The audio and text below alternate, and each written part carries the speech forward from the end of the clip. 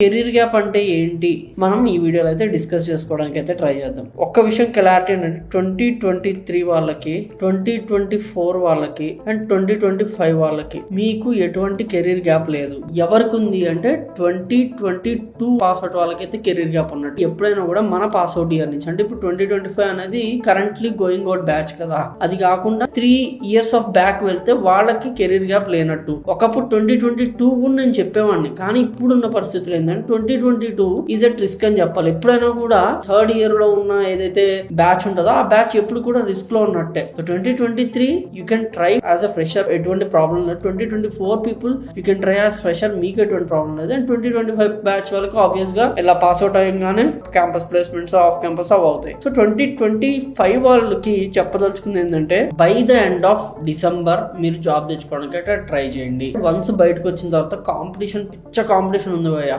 December దాటి ముందరికి వెళ్తే 2026 వాళ్ళకి కావాల్సిన ఆపర్చునిటీస్ అన్ని కూడా స్టార్ట్ అయిపోతాయి. అప్పుడు 2025 వాళ్ళని బయట ఎవరు దేకరు. మరి 2024 వాళ్ళ పరిస్థితి ఏంటి, 2023 వాళ్ళ పరిస్థితి ఏంటి, 2022 వాళ్ళ పరిస్థితి ఏంటి అని నన్ను అడిగితే 2024 is having good opportunities only when you try off campus more. 22 pass out వాళ్ళు. సో ఆబ్వియస్ గా మీకు కొంచెం కెరీర్ గ్యాప్ ఉన్నట్టే. నేనైతే మీరు ఎక్కడికి వెళ్ళినా కూడా సర్వైవ్ అయిపోతారు అనే ఫాల్స్ హోప్ నేను ఎవరికి